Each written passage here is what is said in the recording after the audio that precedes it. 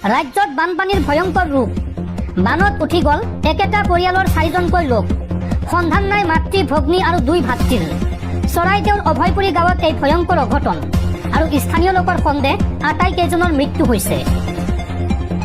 এইবাৰ বানত উঠি গ'ল একেটা পৰিয়ালৰ 4জনকৈ লোক। সন্ধান নাই মাতৃ ভগ্নী আৰু 2 ভাতৃৰ। চৰাইদেউৰ অভয়পুৰী গাঁৱত এই ভয়ংকৰ অঘটন।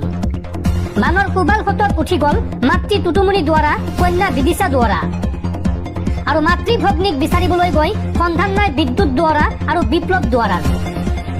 হেল্পলাইন নম্বৰত যোগাযোগ কৰি সন্ধান লাভ কৰা নাই এই পৰিয়ালটোৰ। এই ঘটনাৰ ফলত এতিয়া অঞ্চলজুৰি তীব্ৰ চাঞ্চল্য। মাতৃ ভগ্নী আৰু 2 ভাতৃ নিহত হোৱাৰ সন্দেহ স্থানীয় লোকৰ। পৰৱৰ্তী খবৰ, ৰাজ্যবাসীলৈ ভাল খবৰ। ৰাজ্যৰ লাখ লাখ দৰিদ্ৰ পৰিয়ালে লাভ কৰিব 5 লাখ টকাৰ চিকিৎসা সাহায্য। শীঘ্ৰেই বনাই লওক PMJY কাৰ্ড। এই কাৰ্ড থাকিলে আপুনি কিদৰে লাভৱান হ'ব আৰু কেনেকৈ আপুনি এই কাৰ্ড বনাব চাওঁ আহক। ৰাজ্যৰ লাখ লাখ দৰিদ্ৰ পৰিয়াললৈ আহি গ'ল ভাল খবৰ। ৰাজ্যৰ প্ৰতিটো দৰিদ্ৰ পৰিয়ালে লাভ কৰিব 5 লাখ টকাৰ অৰ্থ সাহায্য। নিম্ন আয়ৰ পৰিয়াললৈ চৰকাৰৰ ডাঙৰ ঘোষণা। এতিয়াৰ পৰা নিম্ন আয়ৰ প্ৰতিটো পৰিয়ালে লাভ কৰিব বছৰি 5 লাখ টকাৰ চিকিৎসা সাহায্য। আপুনি শীঘ্ৰেই বনাই লওক PMJY card. PM Jan Arogya card থাকিলে প্ৰতিটো পৰিয়ালে লাভ কৰিব 5 লাখ টকাৰ বিনামূলীয়া চিকিৎসা। অসম চৰকাৰৰ চিকিৎসা শিক্ষা আৰু গৱেষণা বিভাগৰ এই বিশেষ পদক্ষেপ। প্ৰধানমন্ত্ৰী জন আৰোগ্য যোজনা আৰু মুখ্যমন্ত্ৰী জন আৰোগ্য যোজনাৰ অধীনত লাভ কৰিব এই সুবিধা। PMJY কাৰ্ডৰ জৰিয়তে পোৱা যাব 5 লাখ টকা পৰ্যন্ত সম্পূৰ্ণ বিনামূলীয়া চিকিৎসা। চিকিৎসাৰ বৃহৎ খৰচৰ পৰা এতিয়াৰ পৰা পৰিত্ৰাণ পাব ৰাজ্যৰ দৰিদ্ৰ জনসাধাৰণে। আৰু এই কাৰ্ড বনাবলৈ আজিয়ে আপোনাৰ নিকটতম স্বাস্থ্য কেন্দ্ৰৰ সৈতে যোগাযোগ কৰক। পৰৱৰ্তী খবৰ, চাকৰিৰ পৰা বৰ্খাস্ত হোৱাৰ দিশে ACS বিষয়া নুপুৰ বৰা। এই সন্দৰ্ভত যাৱতীয় নথি বিচাৰি মুখ্যমন্ত্ৰীৰ তদাৰকী কক্ষলৈ পত্ৰ প্ৰেৰণ ৰাজ্য চৰকাৰৰ। উল্লেখযোগ্য যে নুপুৰৰ বিৰুদ্ধে তদাৰকী কক্ষত ৰুজু হৈছিল 2টাকৈ গোচৰ। এটা আয় বহিৰ্ভূত সম্পত্তিৰ গোচৰ আৰু আনটো ভূমি কেলেংকাৰীৰ গোচৰ। সম্প্ৰতি ভূমি কেলেংকাৰীৰ গোচৰত কেন্দ্ৰীয় কাৰাগাৰত আছে নুপুৰ বৰা আৰু এই সন্দৰ্ভত যাৱতীয় নথিপত্ৰ পৰ্যবেক্ষণৰ অন্তত চৰকাৰে ল'ব বৰ্খাস্তৰ সিদ্ধান্ত। পৰৱৰ্তী খবৰ, অসম বিধানসভাৰ চলিত অধিৱেশন স্থগিত ৰখাৰ আহ্বান বিৰোধী দলপতি ৱাজিদ আলী চৌধুৰীৰ। উজনি অসমৰ বান পৰিস্থিতিৰ প্ৰতি লক্ষ্য ৰাখি এই আহ্বান বিৰোধী দলপতিগৰাকীৰ। বিগত 60 বছৰত অসমত এনে প্ৰলয়ংকাৰী বানপানী হোৱা নাই আৰু আজি অধিৱেশন আৰম্ভ হোৱাৰ লগে লগে অধ্যক্ষক অধিৱেশন স্থগিত ৰখাৰ আহ্বান জনাম। এই মন্তব্য বিৰোধী দলপতি ৱাজিদ আলী চৌধুৰীৰ। আৰু এই সময়ত সকলো বিধায়কে নিজ নিজ সমষ্টিলৈ যায় যাতে ব্যৱস্থা ল'ব পাৰে বা খবৰ ল'ব পাৰে তাৰ প্ৰতি লক্ষ্য ৰাখি এই আহ্বান জনাব ৱাজিদ আলী চৌধুৰীয়ে। পৰৱৰ্তী খবৰ, সোনম ৱাংচুকক মেদান্তা হাস্পতাললৈ স্থানান্তৰৰ অনুমতি দিল্লী উচ্চ ন্যায়ালয়ৰ। পত্নীৰ আবেদনৰ পাছতে আদালতৰ এই নিৰ্দেশ। পৰৱৰ্তী খবৰ, মোদীজী, এই দেশ আপোনাৰ পৈতৃক সম্পত্তি নহয়।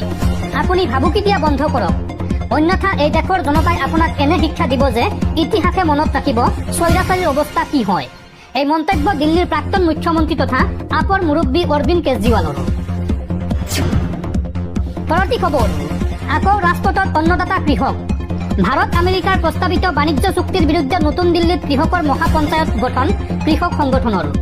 পাঞ্জাৱ, হিমাচল প্ৰদেশ, ৰাজস্থান আৰু হাৰিয়ানাকে ধৰি দেশৰ কেইবাখনো ৰাজ্যৰ হাজাৰ হাজাৰ কৃষকৰ দিল্লী অভিমুখে যাত্ৰা আৰু কৃষকক বাধা দিবলৈ শম্ভু সীমান্তত কটকটীয়া নিৰাপত্তা, লোহা আৰু চিমেণ্টৰ বেৰিকেড স্থাপন হাৰিয়ানা আৰক্ষীৰ।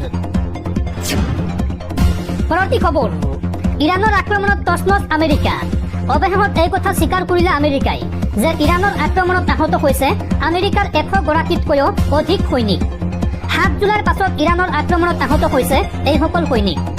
আমেৰিকাৰ প্ৰতিৰক্ষা বিভাগৰ মুখ্য মুখপাত্ৰ ছেম পাৰ্নেলে সদৰি কৰিছে এই কথা। নীট পৰীক্ষাৰ প্ৰশ্নকাকত ফাদিলক লৈ কংগ্ৰেছৰ প্ৰতিবাদ। প্ৰধানমন্ত্ৰী মোদীৰ বাসভৱনৰ সন্মুখত প্ৰতিবাদ কৰি আটক হৈছে কংগ্ৰেছ নেতা ৰাহুল গান্ধী, প্ৰিয়ংকা গান্ধী সহ কংগ্ৰেছৰ শীৰ্ষ নেতৃত্ব।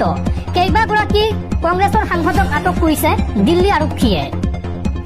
দিল্লীত প্ৰতিবাদ কৰিবলৈ গৈ আটক হৈছে অসমৰ সাংসদ ৰকিবুল হুছেইন। প্ৰধানমন্ত্ৰী মোদীৰ বাসগৃহৰ সন্মুখত কংগ্ৰেছ নেতৃত্বৰ প্ৰতিবাদ।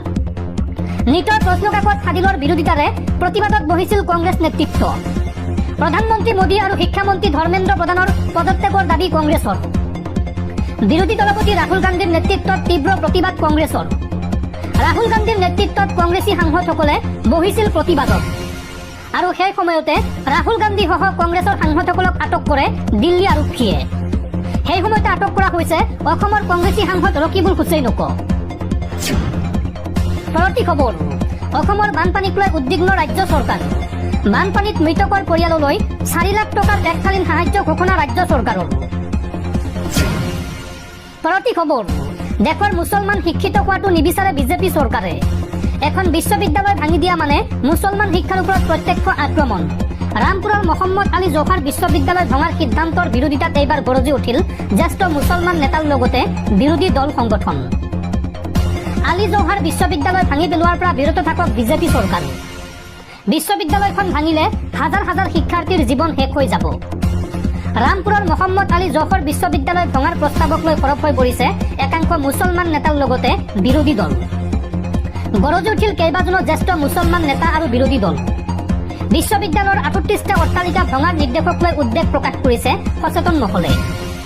উত্তৰ প্ৰদেশৰ বিখ্যাত বিশ্ববিদ্যালয়খন ভঙাৰ সিদ্ধান্ত পুনৰ বিবেচনা কৰক। চৰকাৰৰ সিদ্ধান্তক উদ্বেগ আৰু ক্ষোভ প্ৰকাশ কৰিছে মৌলানা সৈয়দ আৰছাদ মাদানীয়ে। লগতে গৰজি উঠিল মৌলানা মাহমুদ মাদানী, AIMৰ নেতা আছাদুদ্দিন ওৱেইচি। উল্লেখযোগ্য যে কাৰাগাৰত বন্দী নেতা আজম খানে প্ৰতিষ্ঠা কৰিছিল আলী জৌহৰ বিশ্ববিদ্যালয়। বিল্ডিং প্লেনৰ অনুমোদন অবিহনে বিশ্ববিদ্যালয়খন নিৰ্মাণ কৰা বুলি উঠিছে অভিযোগ, যাৰ বাবে ৰামপুৰ উন্নয়ন প্ৰাধিকৰণে এই প্ৰতিষ্ঠানখন ভাঙি পেলোৱাৰ নিৰ্দেশ দিছে। আৰু বিষয়টোৱে আইন, ন্যায় আৰু ৰাষ্ট্ৰৰ সাংবিধানিক বাধ্যবাধকতাৰ ওপৰত প্ৰশ্ন উত্থাপন কৰিছে। চৰকাৰৰ এই সিদ্ধান্তত হাজাৰ হাজাৰ ছাত্ৰ ছাত্ৰীৰ শৈক্ষিক ভৱিষ্যত ধ্বংস হ'ব, শিক্ষাৰ্থীৰ মৌলিক অধিকাৰত প্ৰভাৱ পৰিব আৰু এখন গুৰুত্বপূৰ্ণ বিশ্ববিদ্যালয় হেৰুৱাব। এক মূল্যৱান ৰাষ্ট্ৰীয় শৈক্ষিক সম্পদ ভাঙি পেলোৱাটো অতি দুখৰ সিদ্ধান্ত। আৰু এই সন্দৰ্ভত বৈধ বিকল্পৰ কথা বিবেচনা কৰিবলৈ চৰকাৰক আহ্বান আৰছাদ মাদানীৰ।